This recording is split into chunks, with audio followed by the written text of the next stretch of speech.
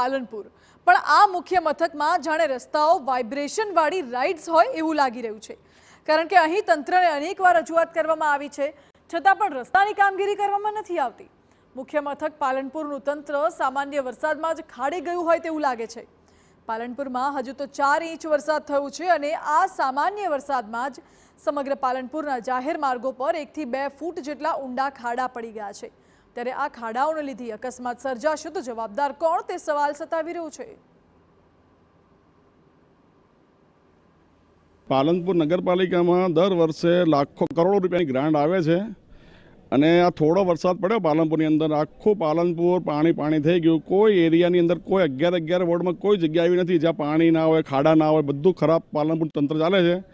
આ વહીવટ તંત્ર ખાડા પૂરવા માટે નથી બનાવ્યું, પણ મને એવું લાગે છે કે શાસિત પક્ષ જે છે ને એ પોતાના પેટના ખાડા પૂરે છે।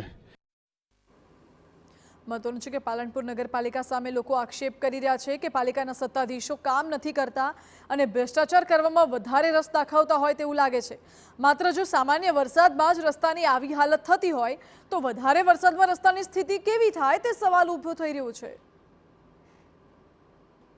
જે વરસાદના કારણે પડેલ ખાડાના લઈ નગરપાલિકા દ્વારા આજથી જ વરસાદ રોકાયા એના પછી અમે ચીફ ઓફિસર સાહેબ સાથે બેઠક કરી અને નિર્ણય લીધેલો છે। તો આજથી જ એ ખાડા પુરાવાનું પણ અમે ચાલુ કરી દઈએ છીએ અને ખાસ કરીને પહેલી પ્રાયોરિટી જે શાળાઓ છે, શાળાઓના આજુબાજુના ખાડાઓ છે ત્યાં બાળકો ન પડે એને ધ્યાનમાં રાખીને ત્યાંથી પ્રાયોરિટી આપી અને મુખ્ય રોડ ઉપરની પ્રાયોરિટી આપીને અને ખાડા પૂરવાનું આજથી ચાલુ કરી દેવામાં આવશે।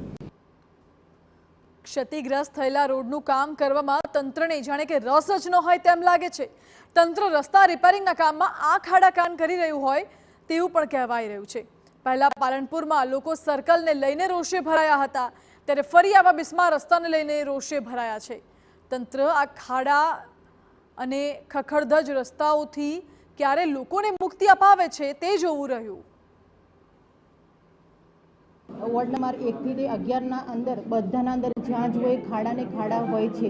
તો મારે શાસક પક્ષને એક જ વિનંતી છે કે જ્યાં જુઓ ને જ્યારે વિકાસની વાત આવે ત્યારે ખાડા પુરાવાનો તો જ્યાં જગ્યાએ રથયાત્રા હોય કે કોઈ બી હોય પગયાત્રા જ્યાં હોય ત્યાં જ ખાલી ખાડાઓ પુરાવે છે। અમુક વિસ્તાર તો એવા મેં જોયા છે જ્યાં જુઓ કોઈ કોર્પોરેટર તો ઠીક કોઈ વસ્તુ પણ તેઓ ખાડાના પુરાવાનો કોઈ નિકાલ નહીં હોતો। એટલે મારે કેવું છે, હું વિપક્ષના નેતામાં બસ એક જ કહેવા માંગુ છું, ખાડા નિવારણ પહેલાં લાવીશું। આ તરફ સુરત